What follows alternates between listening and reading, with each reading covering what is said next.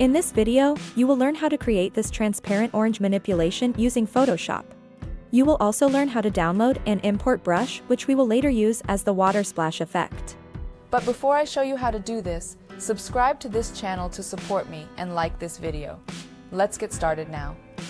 Open up your Photoshop, then click on New File. For this, we will be using a square size.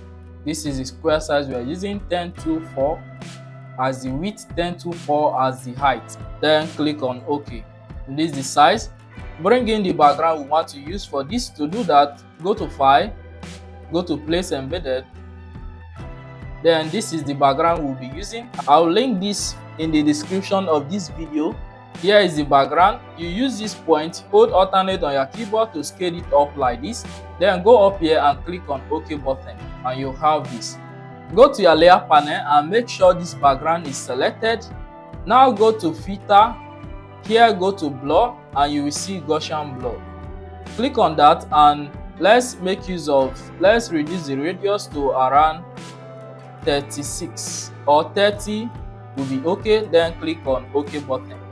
Go to File again, go to Place Embedded, bring in the orange image that we'll be using for this. Click on OK. This is the image. Right hand side, I have my properties panel here, but if your own is not there, go to Windows. Then among this, you can see the properties here. Click on that and it will pop out from your right hand side here. So with the orange layer selected, here you convert it to layers. Click on that to convert this to layers. They will ask you this question. Click on yes and we have this. Then under here, click on actions, quick actions, and click on remove background to remove this white area from this orange image. Click on that and give it time while it loads to remove the background from this image. Now the background has been removed. You can close your properties panel now. Ctrl T on your keyboard to bring out this transformation tool. You can scale down your image anyhow you like. Then click on OK. Go to your layer panel. Here, select the layer marks here. Select it, right click on it, then click on Apply Layer Marks. Select the layer again. Ctrl J on your keyboard to duplicate it. So now we have two images. Select the up image, then go to image and go to adjustment. Under adjustment, you can see desaturate. So we are going to click on that to desaturate this first image. So we have this. Now select the image we have just desaturated. Turn up the visibility of this down image that we duplicated, the unsaturated image. Turn up the visibility of it. Then click on the saturated image and Ctrl L on your keyboard to bring out this levels layer. Now follow up these settings. You can do this, follow up these settings.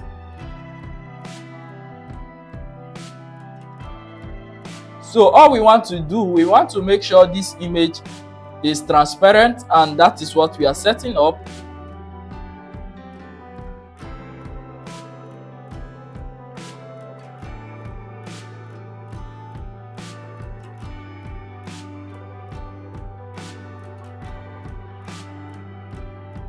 So we have this. Click on OK. You can follow these settings. Then click on OK. Let me show you the settings. These are the settings. Click on OK. Now we have this. Select the layer. With the layer selected, click on the blending mode and change it to screen. Change it to screen. Now let's turn on the visibility of our second layer. Now with the layer selected, go down here and add a layer mask. You have added a layer mask. Then go to your tools bar and pick your brush tool. You can go up here and do these settings. For this brush, we will be using, go under general brush and select the hard round brush. So you can reduce the size from here.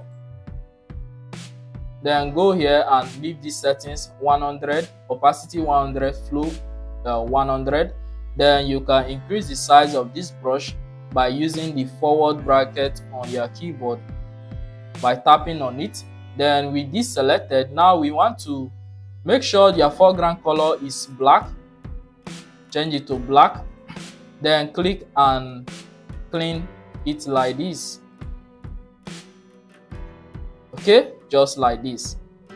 Now return your brush tool, then go to your layer panel, turn on the visibility of the down layer.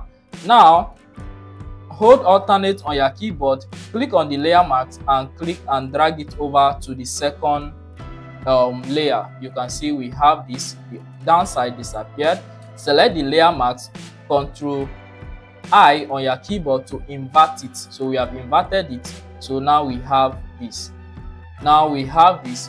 Go to File now and go to Place Embedded and bring in this other image. You can scale it down, then click on OK. Go to your Properties panel and convert it to layers. Yes. Then go to the Quick Actions and remove the background. Now the background has been removed. Right click on the layer mask and apply layer mask on this. Then Ctrl T on your keyboard to bring out the transformation tool. You scale it up to match exact position of this. Then Shift on your keyboard to scale it down. Let's take it up. Let me zoom this out so that you see. Scale it up like this.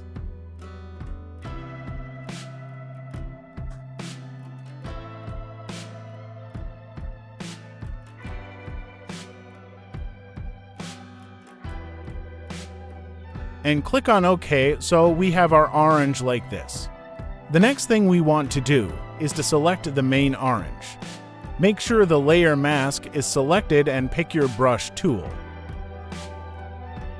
Change the foreground color to white and brush it over like this.